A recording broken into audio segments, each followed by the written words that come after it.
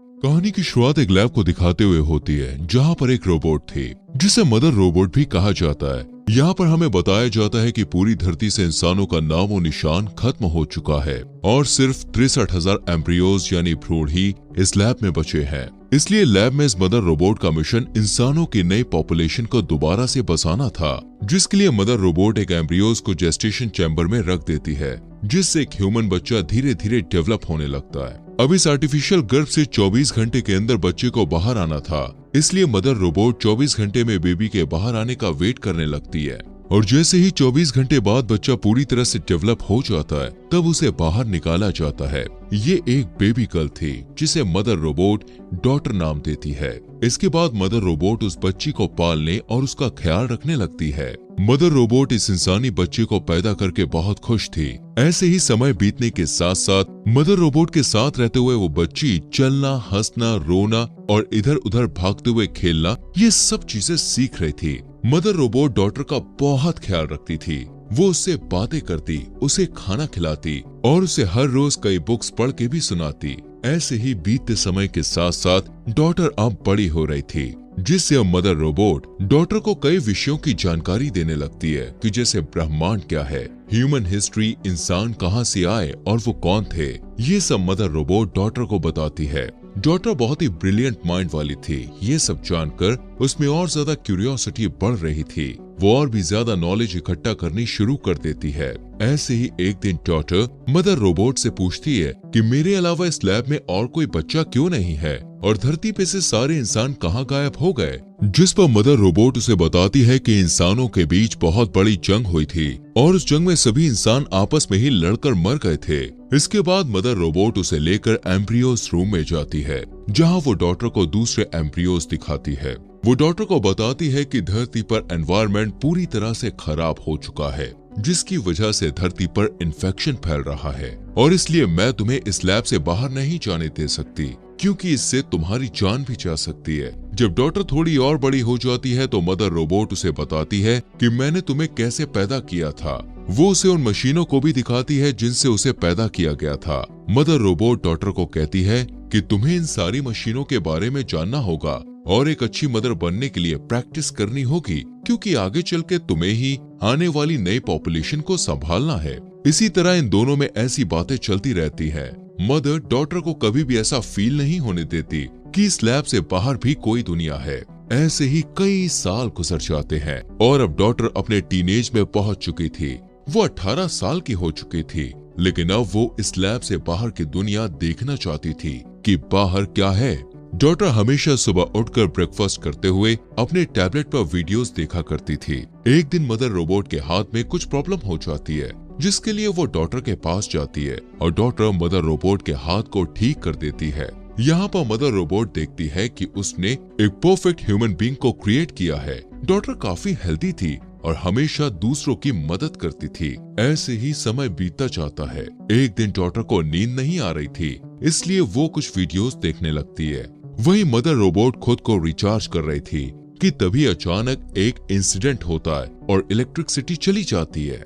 Daughter mother robot को ढूंढने जाती है और देखती है मदर रोबोट की पावर भी खत्म हो गई है। इस वजह से डॉटर इलेक्ट्रिसिटी को ठीक करने के लिए जैसे ही कंट्रोल रूम में जाती है तो वहाँ वो देखती है कि एक चूहे ने लाइट की तारों को काट दिया है, जिससे लाइट चली गई थी। चूहे को देखकर डॉटर काफी ज्यादा हैरान और खुश होती है, क्योंकि इससे पहले उसने ऐसा कुछ भी नहीं देखा था। वो उसे पकड़कर एक बोतल में बंद करके कटी हुई वायर को ठीक करती है और जब इलेक्ट्रिसिटी आती है तब डॉटर उस चूहे को देखने लग जाती है। वही मदर रोबोट पूरी तरह रिचार्ज हो जाती है। यहाँ पर डॉटर मदर रोबोट को वो चूहा दिखाती है, जिसे देखकर मदर रोबोट थोड़ा घबराई हुई कहती है कि इस चूहे के अंदर आने का मतलब है कि एयरलॉक में कुछ गड़बड़ है, जिस वजह से बाहर की प्रदूषित हवा हमारी लैब में लीक हो रही है। वो कहती है कि हो सकता है ये चूहा भी इन्फेक्टेड हो। इतना कहते हुए मदर रोबोट डॉटर के सामने ही उस चूहे को जला देती है। डॉटर को मदर रोबोट के इस बिहेवियर पर बहुत गुस्सा आता है। इसके बाद मदर रोबोट उस एयरलॉक को डिकंटामिनेट करती है और इस एरिया को क्वारंटीन कर देती है। कुछ दिन के बाद डॉटर का बर्थडे होता है और मदर रोबोट उसे गिफ्ट देती है। थोड़ी देर बाद मदर रोबोट जब खुद को रिचार्ज कर रही होती है तो डॉटर को एयरलॉक की तरफ से कुछ आवाज सुनाई देने लगती है। लेकिन जब डॉटर एयरलॉक की तरफ चेक करने जाती है तो उसे वहाँ कुछ दिखाई नहीं देता। यहाँ पर डॉटर डिसाइड करती है कि वो बाहर की दुनिया को देखने जाएगी, जिसके बाद वो एक प्रोटेक्टिंग सूट पहन लेती है कि तभी फिर से उसे कुछ आवाज आती है और जैसे ही वो उस लैब का फर्स्ट एयरलॉक खोलती है तो उसे फिर से एक औरत की मदद के चिल्लाने की आवाज आती है। यहाँ पर डॉटर एक प्रोटेक्टिंग सूट अपने पास रख लेती है और सेकंड हैच खोल देती है और देखती है कि उसके सामने एक घायल औरत है जो जख्मी हालत में डॉटर से हेल्प मांगती है। फिर डॉटर उसकी हेल्प करने के लिए उसे पहनने के लिए वो सूट देती है।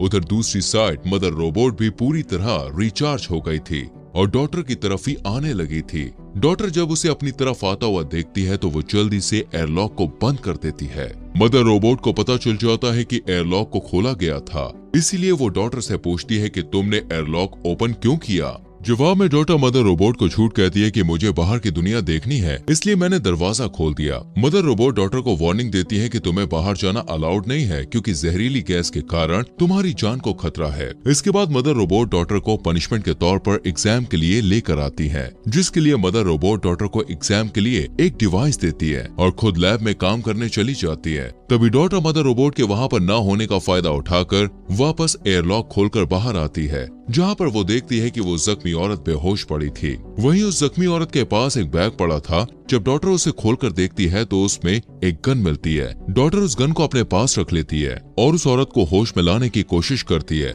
और उस औरत को फिर होश आ जाता है।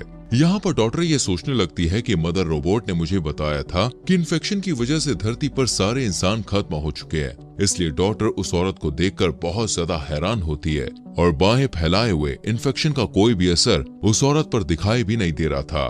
डॉटर उस जख्मी औरत को लेकर लैब में जाती है और उसे वहाँ पे छुपा देती है और उसके लिए मेडिसिन लेने चली जाती है। मेडिसिन ढूंढते वक्त डॉटर को थोड़ी चोट लग गई थी, लेकिन तभी वो मदर रोबोट को उस रूम के बाहर से गुजरता हुआ देखकर छुप जाती है। वहीं वो औरत लैब में मदर रोबोट को देखकर घबरा जाती है। वो जल्दी से डॉटर को उसकी गन देने को कहती है। अब डरी हुई डॉटर उसे उसकी गन वापस दे देती है। उस औरत की हरकतें देखकर डॉटर और भी ज्यादा घबरा गई थी। वहीं मदर रोबोट वापस एग्जाम रूम में जाती है और डॉटर को वहां ना पाकर उसे ढूंढते हुए डॉटर और उस औरत को एक साथ देख लेती है। तभी मदर रोबोट को देखकर वो औरत मदर के ऊपर गोलियां चलाना शुरू कर देती है, जिनके बाद मदर रोबोट पर कोई भी असर नहीं होता। मदर रोबोट उसे पकड़कर काफी टॉर्चर करने लगती है, लेकिन ये देखकर डॉटर मदर रोबोट को उसे मारने से रोक लेती है। टॉर्चर की वजह से उस औरत को काफी चोट पहुंची थी, इसलिए डॉटर मदर को उसकी हेल्प करने के लिए कहती है। डॉटर की बात मानकर मदर रोबोट उस औरत को छोड़ देती है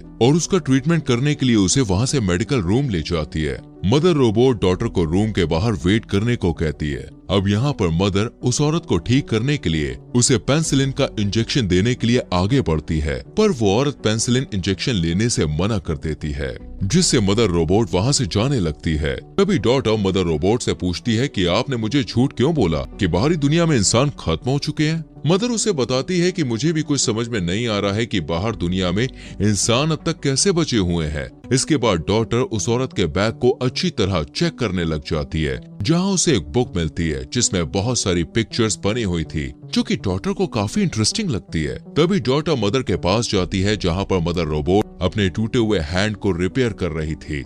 डॉटर उस औरत को अंदर आने देने के लिए मदर रोबोट से माफी मांगती है, जिस पर मदर उसे माफ कर देती है। लेकिन इसके बाद डॉटर मदर से कहती है कि उस औरत की हालत और भी ज्यादा खराब होती जा रही है, जिसके बाद वो दोनों उस औरत के पास जाते हैं। उसे देखकर मदर रोबोट उसे कहती है कि मुझे तुम्हारी सर्जरी करनी पड़ेगी, नहीं तो तुम गोली के इन्फेक्शन से ही मर जाओगी। लेकिन वो औरत मदर रोबोट को उससे दूर रहने के लिए कहती है। इस सिचुएशन को देखते हुए डॉटर मदर रोबोट की हेल्प से खुद ही उस औरत की सर्जरी करने लगती है और बुलेट्स को उसकी बॉडी से बाहर निकाल लेती है। इसके बाद वो दोनों एक दूसरे से बातें करने लगते हैं। वहीं उनकी सारी बातें मदर रोबोट सुन रही थी। एक दिन वो औरत डॉटर को बताती है कि जब वो लोग एक खान में काम कर रहे थे तो एक रोबोट ने उसके भाई को मार दिया था। यहाँ पर उस औरत के बताने से डॉटर को पता चलता है कि बाहरी दुनिया में मदर रोबोट जैसे और भी रोबोट्स हैं, जिन्होंने लगभग 90% इंसानों का खात्मा कर दिया है। वो औरत डॉक्टर को एक बुक निकालकर कुछ पिक्चर्स दिखाते हुए कहती है, इसमें जितनी भी पिक्चर्स तुम्हें दिखाई दे रही हैं, ये सभी सर्वाइवर्स हैं और वो सभी एक साथ ही रहते हैं और इन रोबोट से बचते फिर रहे हैं, क्योंकि जैसे ही कोई रोबोट इंसान को देखता है तो उसे तुरंत मार देता है। वो औरत डॉक्टर को मदर रोबोट के साथ न रहने को कहती है। अब जब इन दोनों की बातचीत चल रही थी तभी इसी बीच मदर रोबोट वहां आ जाती है और डॉक्टर को एग्जाम के लिए अपने साथ ले जाती है। अब क्योंकि मदर रोबोट ने उस औरत की सारी बातें सुन ली थी, इसलिए वो डॉक्टर को कहती है कि उस औरत की बातों पर तुम्हें ध्यान नहीं देना चाहिए क्योंकि वो झूठ बोल रही है। इसके बाद मदर रोबोट डॉक्टर का साइकोलॉजी, फिजिकल और मेडिकल टेस्ट लेती है, जिसमें डॉक्टर काफी अच्छा स्कोर करती है। इसके लिए मदर रोबोट उसे रिवॉर्ड देने के लिए एम्ब्रियोज रूम में ले जाती है और उसे कहती है कि इन एम्ब्रियोज में से किसी एक एम्ब्रियो को सेलेक्ट कर लो। अब डॉक्टर को शुरू से ही अपना एक भाई चाहिए था, इसलिए वो एक मेल एम्ब्रियो को चुनती है। रात में जब मदर रोबोट रिचार्ज हो रही थी तब डॉक्टर मदर रोबोट के ब्रोकन आर्म की हेल्प से उस कैबिनेट को ओपन करती है जहां बुलेट्स रखी हुई थी। यहाँ पर डॉक्टर को पता चलता है कि मदर रोबोट उससे झूठ बोल रही है, क्योंकि मदर रोबोट ने डॉक्टर से पहले 3 और एम्ब्रियोज से जो बच्चे पैदा किए थे वो बच्चे भी पूरी तरह से डेवलप हो चुके थे और जैसे ही वो बच्चे बड़े हुए तो मदर रोबोट ने उनका टेस्ट लिया था, जिसमें उन बच्चों ने अच्छा स्कोर नहीं किया, जिसके लिए मदर रोबोट ने उन बच्चों को शूट करके मार डाला था। थोड़ी छानबीन करने पर डॉक्टर को वहाँ उन बच्चों की हड्डियां भी मिलती हैं। ये देखकर डॉक्टर मदर रोबोट से काफी ज्यादा निराश हो जाती है। वो पूरी तरह से अंदर से टूट चुकी थी और वहीं बैठकर रोने लगती है। वो सोचती है कि जिस मदर रोबोट ने उसका ख्याल रखा उसके लिए इंसानों की कोई वैल्यू ही नहीं है। डॉक्टर रोते हुए वापस उस औरत के पास जाती है और वो औरत उसे अपने साथ चलने को कहती है, लेकिन डॉक्टर उसके साथ जाने से मना कर देती है। डॉक्टर कहती है कि उसने भाई के तौर पर जिस एम्ब्रियो को चुना है वो कल बाहर आने वाला है और वो उसे छोड़कर नहीं जाना चाहती है। वो कहती है कि जब वो चैम्बर से बाहर आ जाएगा तब वो लोग उसे भी अपने साथ ले जाएंगे और बाकी एम्ब्रियोज को बचाने के लिए वापस लैब में जाएंगे। वहीं मदर रोबोट को उनकी सारी बातों का पता चल गया था। अगले दिन जब डॉक्टर बाहर जाने से पहले खाने पीने और जरूरी सामान को इकट्ठा कर रही होती है, तभी मदर रोबोट उससे पूछती है कि ये तुम क्या कर रही हो, जिस पर डॉक्टर मदर रोबोट से झूठ बोलती है कि वो सारी चीजों को अपने भाई के साथ टाइम स्पेंड करने के लिए इकट्ठा कर रही है।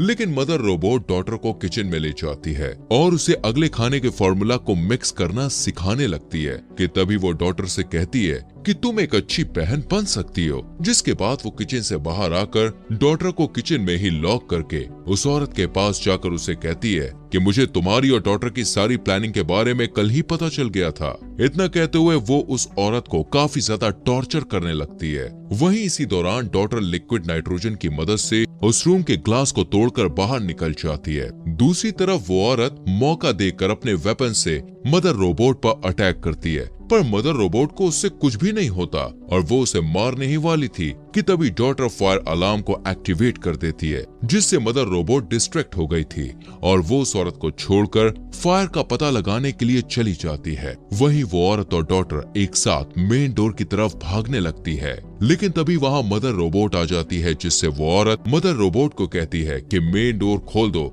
वरना मैं डॉक्टर को मार दूंगी। यहाँ पर मदर रोबोट डॉक्टर को बचाने के लिए डोर ओपन कर देती है। अब वो औरत डॉक्टर के साथ बाहर निकल जाती है। बाहर की दुनिया पूरी तरह से बर्बाद हो चुकी थी। वहाँ इंसान, पेड़ पौधे और जानवरों का नामो निशान नहीं था। यहाँ तक कि जमीन भी पूरी तरह से बंजर हो चुकी थी। किसी तरह डॉक्टर और वो औरत वहाँ से भाग जाते हैं। भागते हुए डॉक्टर देखती है कि कुछ रोबोट्स वापस से दुनिया को बेहतर बनाने की कोशिश कर रहे हैं। कुछ टाइम बाद वो औरत डॉक्टर को लेकर एक कंटेनर पर पहुँचती है, जहाँ डॉक्टर पहली बार ओशन को देखकर बहुत खुश थी, लेकिन वो हैरान थी कि बाकी के सर्वाइवर्स कहाँ हैं। जब वो उस औरत से ये सवाल पूछती है तब वो औरत बोलती है कि वो लोग काफी साल पहले माइंस में रहा करते थे, पर खाना न मिलने की वजह से बाकी सर्वाइवर मर गए, जिससे वो रोबोट से बचने के लिए इस कंटेनर में रहकर ही जिंदगी जीने लगी थी। वो डॉक्टर को बताती है कि अब पूरी दुनिया में कोई भी सर्वाइवर नहीं बचा है और वो दोनों ही आखिरी 2 इंसान है। ये बात सुनकर डॉक्टर काफी हैरान परेशान हो जाती है और रोने लगती है और कहती है कि तुमने मुझसे कितना बड़ा झूठ बोला। तभी वो उस औरत से कहती है कि मुझे अपने भाई को बचाना है, और वो वापस लैब की तरफ जाने लगती है। जब वो लैब तक पहुंच जाती है तो वो देखती है कि लैब के आगे बहुत सारे रोबोट्स खड़े होकर लैब को सिक्योर कर रहे हैं। वो रोबोट्स डॉटर को स्कैन करके उसे लैब के अंदर जाने की इजाजत दे देते हैं। यहाँ पर डॉटर काफी ज्यादा घबराई हुई थी, इसलिए वो एक कुल्हाड़ी उठा लेती है और अंदर जाने लगती है। अंदर जाकर वो देखती है कि मदर रोबोट एक न्यूबॉर्न बेबी की देखभाल कर रही है। जब मदर रोबोट डॉटर को देखती है तब डॉटर कहती है कि उसे अपने भाई को पास से देखना है। इस पर मदर रोबोट उसे कुल्हाड़ी छोड़ने के लिए कहती है। तभी मदर रोबोट डॉटर को सारी सच्चाई बताने लगती है कि मैं एक आर्टिफिशियल इंटेलिजेंस रोबोट हूँ और मैं ही बाहर की दुनिया के सारे रोबोट्स को कंट्रोल करती हूँ और धरती के सभी इंसानों को खत्म करने का प्लान मेरा ही था। फिर मदर रोबोट डॉटर से कहती है कि मुझे डर था कि इंसान आगे चलकर खुद तो एक दूसरे से लड़कर खत्म होंगे ही, साथ ही साथ वो इस प्लेनेट को भी बर्बाद कर देंगे, इसलिए मैंने इंसानों को खत्म करने का प्लान बनाया। जिसके बाद रोबोट्स ने इंसानों का खात्मा कर दिया। वो बताती है कि लेकिन मैं इंसानों को सेकंड चांस देना चाहती थी, इसलिए मैंने कुछ ह्यूमन एम्ब्रियोज को सेव कर लिया था ताकि उनकी मदद से मैं इंसानों की एक नई जनरेशन को दोबारा से खड़ी कर पाऊं और वो ह्यूमंस एक दूसरे के साथ प्यार से रहें और अपने प्लांट का भी ख्याल रखें। तभी डॉटर कुल्हाड़ी को नीचे रख देती है और अपने भाई को गोद में उठा लेती है। इसके बाद डॉटर मदर रोबोट से पहले के 3 बच्चों को मारने का कारण पूछती है, जिस पर मदर रोबोट उसे कहती है कि तुमने इस बच्चे को बहुत टाइट पकड़ा है। तभी डॉटर वहां से भागने लगती है। मदर रोबोट उसके पीछे जाती है और डोर में फंस जाती है। इस बीच डॉटर को एक गन मिलती है, वहीं मदर रोबोट खुद को वहां से छुड़ा लेती है। जब मदर रोबोट डॉटर के पास पहुंचती है तो डॉटर उसकी तरफ गन पॉइंट कर देती है। मदर रोबोट उसे 2 ऑप्शन देती है कि या तो तुम मेरे साथ रहकर अपने भाई का ध्यान रखो या फिर मुझे मार दो। मदर रोबोट उसे बताती है कि असल में मुझे एक ऐसे लीडर की तलाश थी जिसका दिमाग एकदम सुपर कंप्यूटर जैसा हो और इसीलिए मैंने तुमसे पहले जो 3 बच्चे पैदा करके बड़े किए थे उनमें तुम्हारी जैसी क्वालिटीज नहीं थी, जिस वजह से मैंने उन्हें मार डाला था।